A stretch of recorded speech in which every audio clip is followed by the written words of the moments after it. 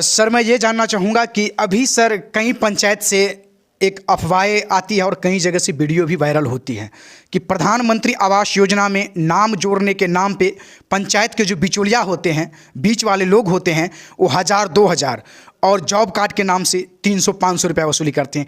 इसका स्थिति आपके क्षेत्र में जो विभिन्न पंचायत है अगल बगल में उस वहाँ पे और आपके पंचायत में क्या है? मेरे यहाँ इस तरह का कोई बिचौलिया नहीं है। और जहाँ तक जो बिचौलिया का सवाल है, अगर कोई व्यक्ति मुझे लिखित में अपनी जानकारी एफिडेविट के साथ देते हैं कि मुझसे पैसा लिया गया, तो ग्राम पंचायत की तरफ से मैं दोषी व्यक्ति पर कार्रवाई करूँगा, ये मेरा मानना है। नमस्कार, स्वागत है आप लोगों को मधुबनी मिथिला न्यूज़ चैनल में। अभी हमारी उपस्थिति घोंघटडिया प्रखंड के पिरोजगढ़ पंचायत में है, जहाँ के मुखिया जी बुद्ध प्रकाश जी मेरे बगल में बैठे हुए हैं। किसी परिचय के मोहताज नहीं। पंचायत स्तर की जो चुनाव होती है वो विधायक और सांसद से भी अधिक टफ चुनाव होती है, लेकिन उस चुनाव में भी दूसरी बार अगर आप किसी पंचायत में मुखिया बन जाते हैं, पंचायतवासी आपको पंचायत की प्रतिनिधित्व करने की कमान आपके हाथ में सौंप देती है दूसरी बार, तो एक बहुत बड़ी कहीं ना कहीं आपके अंदर कुछ न कुछ अच्छी क्वालिटी है, अच्छे आपके अंदर राजनीति की अनुभव है, आपके कार्यशाली की जो चर्चा होती होगी, शायद इसीलिए दोबारा आपको जनता ने चुना। तो पहले आपको हम परिचय करवाते हैं। सर अपना परिचय दीजिए। मेरा नाम होगा बुद्ध प्रकाश। मैं ग्राम पंचायत राज पिरोजगढ़ के वर्तमान में मुखिया हूँ और जनता के आशीर्वाद से ये मेरा दूसरी बार है।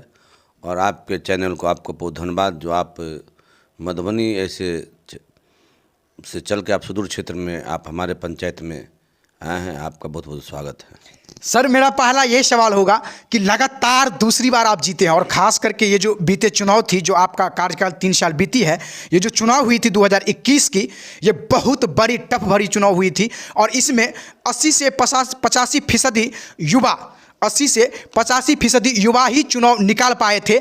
बहुत जगह पे जो है सो सीट चेंज हो गई थी। लोगों के बीच आप क्या मतलब चुनाव के समय में बिगुल बजाए थे जो लोगों ने आपको दोबारा पुनः चुन लिया? मेरा सबसे बड़ी प्रथम है, यह मुखिया कोई इस पंचायत का या कहीं से भी अपना पंचायत में सेवक के रूप में हम काम करते हैं, और कभी भी सामाजिक स्तर पे जो भी कोई काम होता है या जनता मुझे बुलाती है, मैं सुलभ उपलब्ध हो जाता हूं। और कोई भी मेरे यहाँ बेधड़क किसी भी कार्य से सुबह हो या रात हो 24 घंटा में आते, मैं उनका काम सुलभ से कर देता हूं। और लोगों के बीच में हमेशा रहता हूं, चाहे जन समस्या के लेकर हो, चाहे प्रशासनिक स्तर पे हो, चाहे किसी अन्य कार्य को लेकर के, मैं हमेशा जनता के बीच में रहता हूँ। और जनता ने जो इस पंचायत की रूपरेखा है, जो परिसीमन है, उसमें ने देखा कि जो पढ़े लिखे जो लोग हैं, जो राजनीतिक पृष्ठभूमि से जुड़े हुए लोग हैं, उनको जनता पसंद करते हैं। ये मेरे सारे यहाँ मुकेश जी है जो रजवाही के हैं, यहाँ छोटी जी है और किशुन जी है, सारे रजवाही के लिए जो लोग हैं, उन्होंने में उत्साह था कि नहीं, विकास करने के लिए दोबारा मौका इनको मिलना चाहिए। और लोगों ने हमें भरपूर आशीर्वाद दिया, ग्राम पंचायत के 1 नंबर से लेकर 13 वार्ड के माननीय जनता मालिक ने, और उसी आशीर्वाद का प्राप्त है कि मैं दोबारा इस पंचायत का मुख्य सेवक बन सका। आपको कैमरामैन दिखाएंगे कि एक मुखिया जो होते हैं, उनके घर पे जो होते हैं काम के लिए कोई अगर आए तो व्यवस्थाएं जो होती है इनके पास, देखिए किस तरह से इनके ऑफिस की व्यवस्थाएं हैं। और मुझे उम्मीद है कि संभवतः पंचायत का जो इनका जो पंचायत भवन होंगे वहाँ पे भी अच्छी व्यवस्थाएं होंगे। तो अब हम बात ये करेंगे कि सर आप राजनीतिक मैदान में मतलब कितना उम्र आपका था तो राजनीतिक मैदान में आ गए थे आप? मैं पढ़ाई लिखाई के साथ साथ मैं राजनीति भी करता था। मैं 1996 से मैं राजनीति करता हूँ। पहला मतलब कौन सा चुनाव लड़े थे आप? किस पद पे पहली बार चुनाव लड़े थे? सबसे पहले मैं मधुबनी नगर निगम में वार्ड नंबर 23 से वार्ड काउंसलर के लिए मैं चुनाव लड़ा था, मधुबनी नगर निगम से। वहाँ मैं एक मत से पिछड़ गया था, लेकिन चुनाव में हार जीत लगी रहती है। और मुझे इसके बाद पुनः मैं जिला परिषद पंडौल से 2 बार लड़ा, वहाँ जनता का मुझे भरपूर आशीर्वाद मिला। इसके बाद मैं अपने गांव में आया और लोगों ने मुझे प्रथम बार ग्राम पंचायत के मुखिया चुनाव लड़ने के बाद भरपूर लोगों ने आशीर्वाद दिया और मुझे यहाँ सफलता मिली या जनता का आशीर्वाद मिला। और जनता के आशीर्वाद से ही मैंने इसको एक मॉडल गांव के रूप में स्थापित किया हूं। और यहाँ आप देखिएगा कई जगह जहाँ जल जमाव था वहाँ अब सड़क है, और किन किन जगहों पे जो सरकार की लापरवाही से, प्रशासन, स्थानीय प्रशासन की लापरवाही से जिन लोगों ने ज़मीन का अतिक्रमण किया उसके कारण जल जमाव है। आपको भी मैं ले चलूँगा रजवाही ग्राम पंचायत में, जहाँ 1, 11, 12, 13 वार्ड में पूरी तरह प्रशासन, अंचलाधिकारी की लापरवाही से आज भी लोग ठोना भर पानी जल जमाव में है। आपको भी मैं दृश्य दिखाने के लिए चलूँगा। आपको इस वीडियो में हम दिखाएंगे कि बात जो कर रहे हैं मुखिया जी कि अंचला अधिकारी के संज्ञान में है और अतिक्रमण के चक्कर में सड़क पे जल जमाव हो जाती है। विद्यार्थी जो होते हैं स्कूल जाने में और लोग जो होते हैं राही, उनको आवागमन करने में समस्या होती है। आप जो ये नज़ारा देख रहे हैं, ये नज़ारा कहीं और का नहीं है, पिरसगढ़ पंचायत के रजवाही गांव में वार्ड नंबर 11 के ये हालत है पानी के जल जमाव के कारण। यहाँ सबसे बड़ी समस्या है कि यहाँ के ग्रामीण और यहाँ के जो बच्चे पढ़ते हैं राजकीय उत्क्रमित मध्य विद्यालय रजवाही के प्रांगण में। आप जो ये दृश्य देख रहे हैं, ये स्कूल है राजकीय उत्क्रमित मध्य विद्यालय रजवाही, और उसके ठीक नज़दीक आप देख सकते हैं कि पानी के जल जमाव के कारण बच्चे सब पढ़ने के लिए नहीं आते हैं। यातायात में समस्या होती है, ना कोई साइकिल, ना कोई मोटरसाइकिल, ना कोई 4 चक्का गाड़ी यहाँ जा सकती है। अभी 2 मिनट पहले एक एम्बुलेंस गई थी जो कि इसमें फंस गए थे, तो कई ग्रामीणों को सहयोग से एम्बुलेंस को निकाला गया।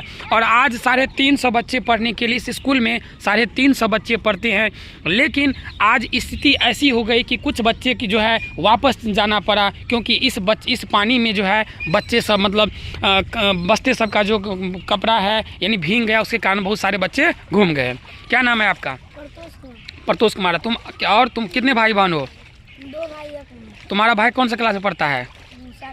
7वां। आज क्यों नहीं पढ़ने के लिए आया? इस पानी में गिर पड़ा तो बस्ता भीग गया। अच्छा, इस पानी में मतलब बस्ता उसका भीग गया तो वापस चला गया। तुम लोग कौन सी क्लास में पढ़ते हो? तीसरा में। और इस स्कूल में और भी बच्चा है? कितना ही बच्चे हो? और बच्चा है पढ़ने में? और बच्चा है इस स्कूल में? इतना ही बच्चा है कि और सारा बच्चा है? तो आज पूरे बच्चे नहीं आए पढ़ने के लिए? क्यों नहीं आया? क्यों नहीं पढ़ने के लिए आए तुम लोग? सर, मैं ये जानना चाहूँगा कि एक मुखिया को पहला, दूसरा और तीसरा 3 प्राथमिकता क्या होना चाहिए पंचायत हित में काम करने के लिए? सबसे पहले ग्राम पंचायत के प्रधान मुख्य सेवक को प्राथमिकता के आधार पर लोगों के साथ व्यवहार अच्छा होना चाहिए, कोई दबंगगिरी नहीं होनी चाहिए। आम जनता के सहयोग, आम जनता के आपने आशीर्वाद से चुनाव जीते हैं तो उनके साथ सम्मान, आपका व्यवहार सम्मानजनक होना चाहिए। दूसरी बात, इस पंचायत में जो महिलाएं हैं, जो गरीब महिलाएं, उसके साथ आपका व्यवहार अच्छा होना चाहिए। तीसरी बात, जो शिक्षा प्रेमी लोग हों, और सबसे बड़ा, जब तक शिक्षा का अलख समाज में नहीं जगेगा तब तक समाज आगे नहीं बढ़ेगा। अन्य कई ऐसे कार्यक्रम हैं जो सरकार के लोक कल्याणकारी योजनाएं हैं जो जन जन तक लोगों को हम पहुंचा रहे हैं। चाहे वो आवास योजना का भी सर्वे हो रहा है, चाहे वह शौचालय का समस्या का समाधान हो, चाहे स्वच्छता का सवाल हो, चाहे सड़क का सवाल हो, चाहे कबीर अंत्येष्टि का सवाल हो, चाहे कन्या विवाह का हो, अन्य कई सरकार की जो योजनाएं हैं हम लोगों ने पंचायत में चला रखे हैं। सर, मधुबनी नगर निगम से चुनाव लड़े, जिला परिषद के चुनाव लड़े और अभी लगातार 2 बार पंचायत के मुखिया है। क्या लोगों को ये बताएंगे कि अगली बार जो पंचायत चुनाव होगी उसमें मुखिया का भी चुनाव लड़ेंगे और कभी भविष्य में इससे ऊपर उठ के चुनाव लड़ना चाहेंगे? मैं जब बिहार में समता पार्टी का स्थापना हुआ था और माननीय नीतीश कुमार जी समता पार्टी के राष्ट्रीय अध्यक्ष थे, उस वक्त से मैं समता पार्टी में था। लेकिन नीतीश जी का जो अभी वर्तमान में अनुसूचित जाति और पिछड़े के साथ दोहरीपन और उनकी प्रशासनिक तांडव जो है, उससे मैं खिन्न होकर के 5 साल पहले राष्ट्रीय जनता दल में मैंने ज्वाइन किया।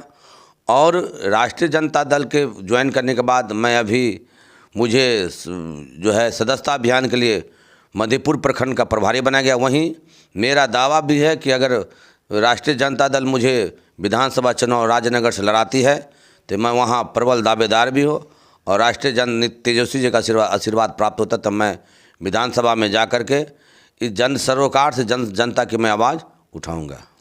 यानी कि आप सुन लिए हैं इनके मुख से कि क्या बोले हैं। राजनगर विधानसभा से अगर इनको राजद चाहती है, टिकट देती है, तो ये चुनाव लड़ेंगे विधिवत तरीके से। तो सर किस प्रकार की तैयारी है, कुछ इस पे भी हम बात करेंगे कि आप आरजेडी के एक सेना है, सेवक हैं, कार्यकर्ता है, तो एक कार्यकर्ता होने के नाते मैनेजमेंट आप किस हिसाब से कर रहे हैं इस बार, क्योंकि दरभंगा और मधुबनी फेल हो जाता है आरजेडी का। लालू जी का 89 के बाद जो सत्ता परिवर्तन हुआ बिहार में, लालू जी जब आए, लालू जी ने गरीब पिछड़े अल्पसंख्यक को जो आवाज़ देने का काम किया, और लालू जी ने जो कीर्ति आज इस देश में अगर कोई सामाजिक न्याय का पुरोधा है तो माननीय लालू यादव जी हैं।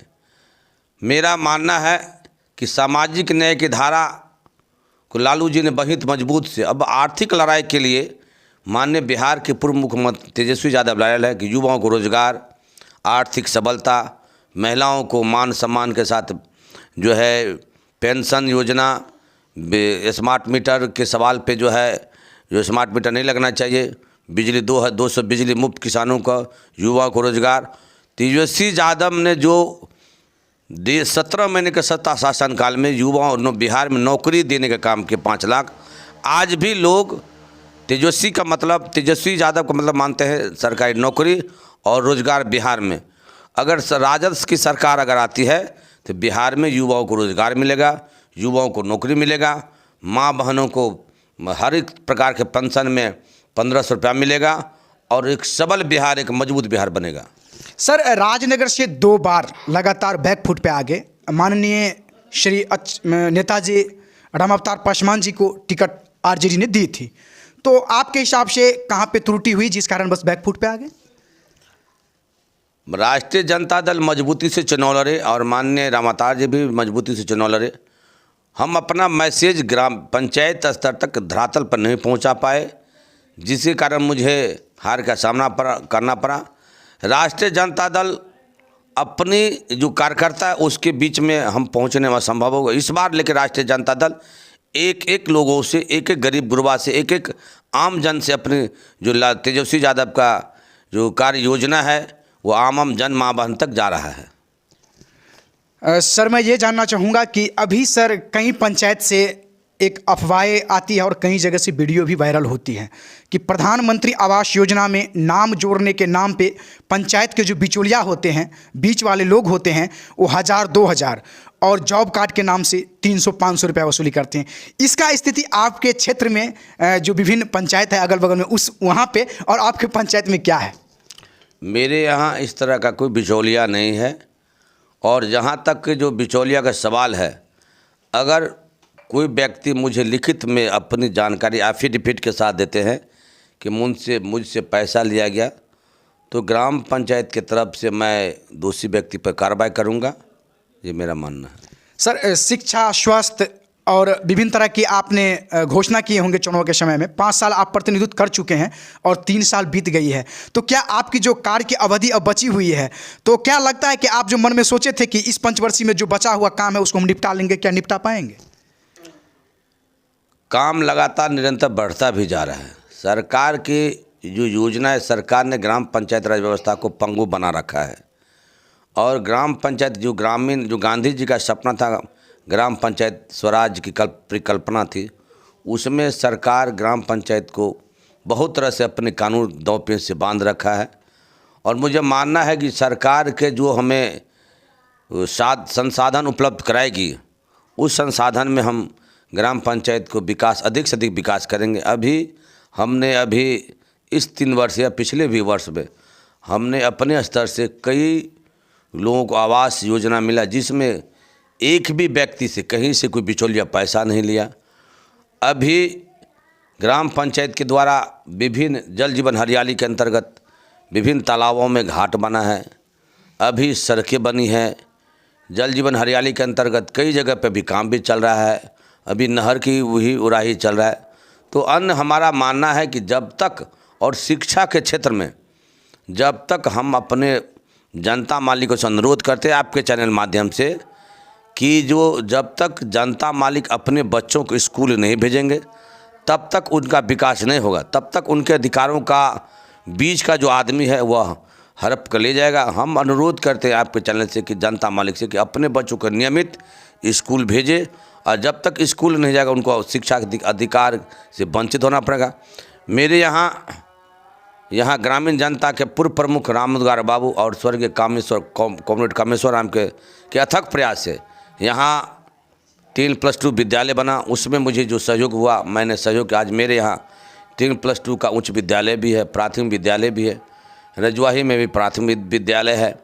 तो हम सारे जनता से अनुरोध करते हैं, स्वच्छता के सवाल पर हम लोगों से अनुरोध करते हैं कि आप शौचालय बनाते हैं तो आप अपने शौचालय में शौच कीजिए, जिससे कि समाज के, जिससे कि कई तरह की बीमारी से वंचित, आपको बीमारी से आपको जो है झेलना न पड़े, आप बीमारी से बच सके।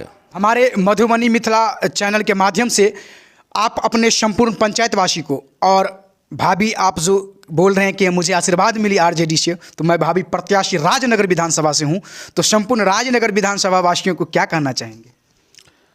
अगर मुझे राष्ट्रीय जनता दल राजनगर से चुनाव अगर लड़ाती है तो माननीय तेजस्वी यादव को मैं